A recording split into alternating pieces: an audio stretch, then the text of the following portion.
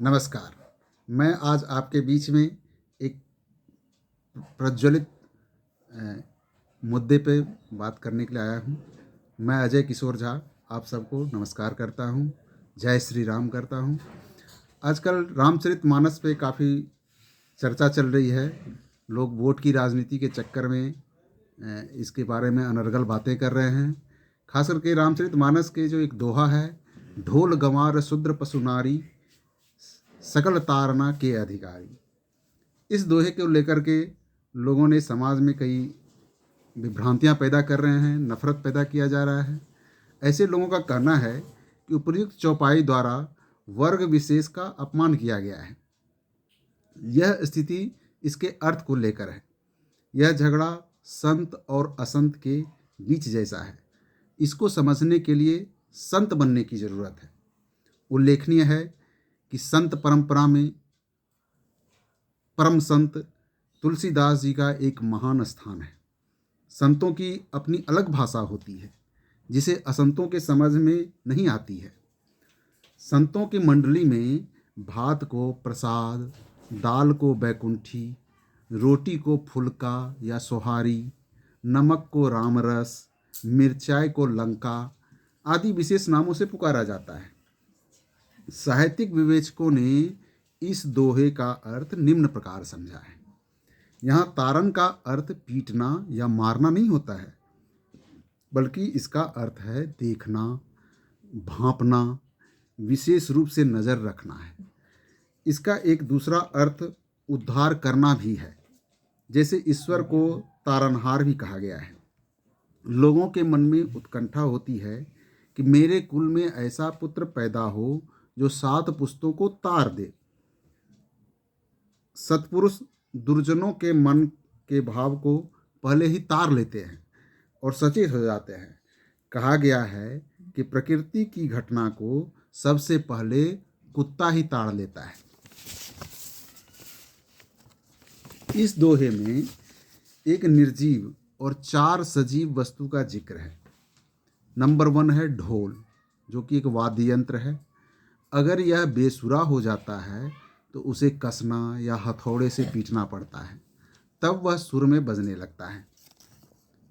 दूसरा है गंवार। गंवार का अर्थ होता है असभ्य, जिसको इंग्लिश में अनकल्चर्ड भी बोलते हैं। इसको उदंड, कुपथगामी इन सब नामों से भी जाना जाता है। ऐसे लोगों को की समाज में काफ़ी संख्या है।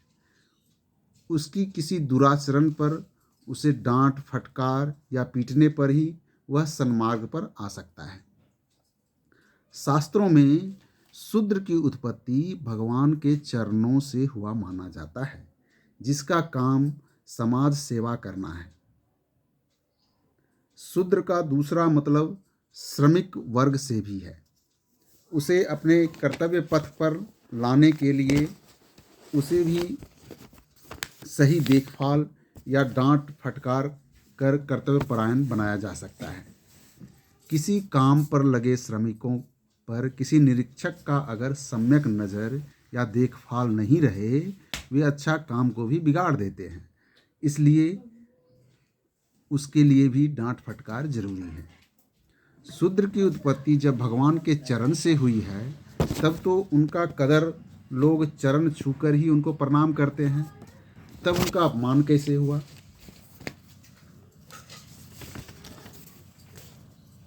और चौथा इसमें है पशु।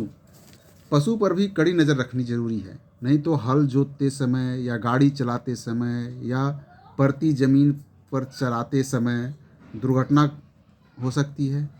ऐसे पशुओं को प्रताड़ना करना ही पड़ता है, अन्यथा चराई करते किसी के फसल को बर्बाद कर दे, पहले उसे डांटा जाता है, नहीं मारने पर डंडा चलाना ही पड़ता है, घुड़सवार को लगाम कसना ही पड़ता है। यह दोहा समुद्र से संवाद करने के समय का है। नारी का संबंध नार अर्थात पानी से भी है। नारी अर्थात जल समूह। समुद्र नार में वास करने से ही भगवान विष्णु का नाम नारायण भी है। एक देहाती कहावत है, दूर जाए खेती बीच दे बाट, दूर जाए नारी नित जाए बाट। अर्थात वह खेत खराब हो जाता है जिसके बीचों बीच रास्ता हो जाता है। ये आप सबको भी पता है। उसी तरह वह नारी बिगड़ जाती है जो हाट बाजार जाया करती है। आशय यह है कि सभी नारी नहीं बिगड़ती।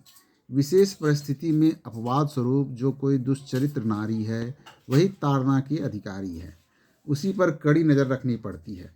यही कारण है कि महिला के बारे में कहा गया है कि उसे जन्म से लेकर मृत्यु पर्यंत तक पुरुष की देखरेख में ही रहना पड़ता है, ताकि रावण जैसे किसी गंवार की दृष्टि न पड़ जाए।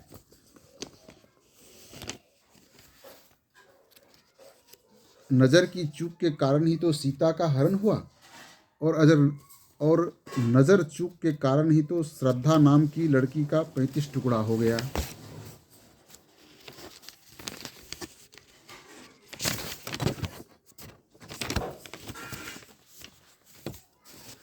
रामचरितमानस का पाठ तो घर घर होता है, लेकिन पाठ करना और अर्थ समझना अलग अलग बात है। संत की भाषा संत ही समझ सकते हैं, खग जाने खग ही की भाषा।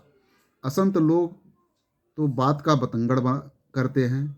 अतः समाज में दुर्भावना फैलाने वालों से सावधान रहने की आवश्यकता है। और इस प्रकार हमारा इस रामचरितमानस के इस दोहे पर एक विवेचना जो हमने प्रकट किया, आप लोग इसका भाव देखिएगा कैसा है।